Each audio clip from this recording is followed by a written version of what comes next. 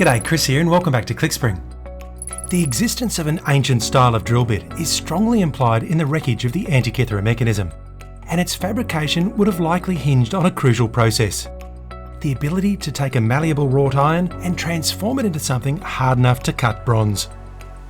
I've covered the process in detail in a separate video, but essentially it involves packing an animal-based charcoal and salt around the soft iron, sealing it in clay and then heating it up to a red heat. I'm using a low carbon mild steel as a substitute for ancient wrought iron. It's soft and ductile, and it has insufficient carbon to be quench hardened to any meaningful degree, so it's a good modern equivalent in that metallurgically it has essentially the same properties. As to the shaping of this sort of thin stock into suitable diameters for drill bits, I'm going to cover that in detail in a later video on lathe technology. But there are some great examples of long slender turning to be found within the wreckage of the mechanism itself. There's a shaft that extended from the lunar phase gearing up to the phase display on the front dial that's roughly 4mm in diameter, and there are numerous other pins and shafts, some less than 1mm in diameter. Now I'm using a modern furnace for convenience, but a traditional charcoal furnace is quite capable of generating the required temperature. Once at a red heat, the process of infusing the iron with carbon is purely a time exercise. The longer the pack stays in the heat, the deeper the carbon penetration. If it stays in long enough, in this case about 30 minutes, the carbon makes it all of the way through the rods, allowing them to be through hardened upon quenching. Now of course, to be accurate, a drill bit needs to be quite straight. So I reheated the rods, rolled them straight on a flat surface and then re-quenched them. The once soft metal is now very hard but also extremely brittle, so it easily fractures under a light bending load. To be of use as a cutting tool, it needs to be tempered, in this case to a light straw colour. And for me to be able to see that colour, the black oxide layer needs to be removed.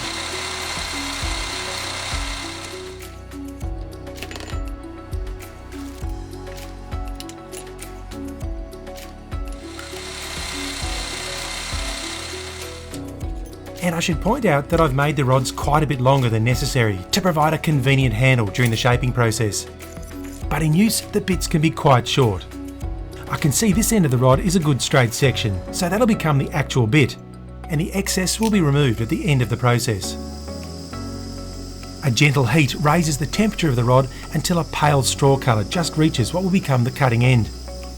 The material is now in a tempered state. Still very hard, but tough rather than brittle. Now you'll have noticed at the start of the video that the bit that I'm making is very different to a modern twist drill. It's often referred to as a pivot drill or more commonly as a spade drill, and it predates the invention of the twist drill by many hundreds and possibly thousands of years. Despite no longer being widely used, it still has a number of attributes to recommend it. The first being that it's very easy to make, because the primary surfaces can all be formed by hand using flat abrasive stones.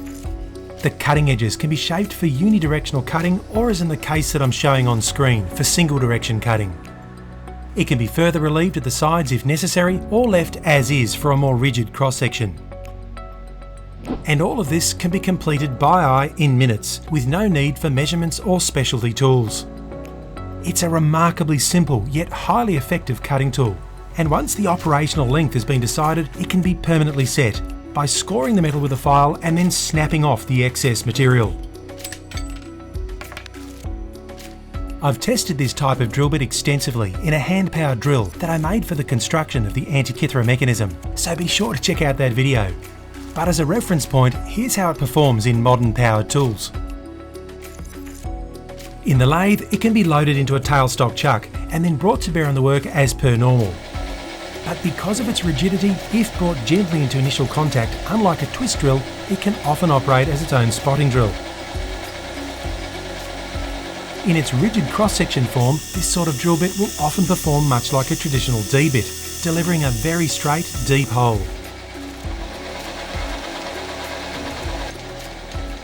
Now there is of course an obvious drawback to the drill bit design: the need to repeatedly withdraw it from the work to clear the chips. But for this small negative, it does come with some excellent benefits. Aside from being easy to make, it can be made in any size that you might need. Secondly, the absence of flutes means that the cross-section of the bit is solid, so it's comparatively rigid and therefore quite precise. Third, the bits really do excel at cutting brass and bronze, but they're also good for a wide range of other materials like wood, plastic and aluminium. And if treated carefully, they'll even comfortably drill mild steel.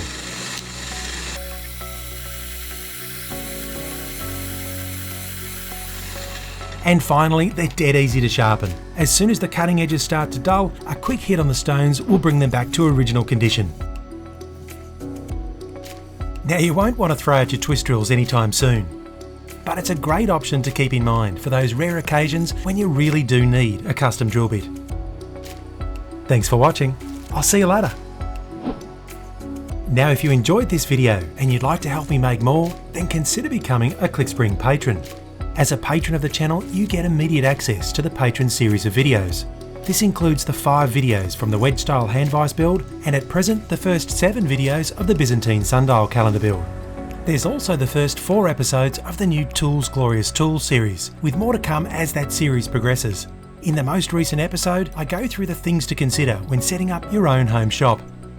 And don't forget that as a patron, you also get free access to the plans for the Patron Series projects, so you can follow along and build them yourself if you wish. Visit patreon.com/Clickspring to find out more.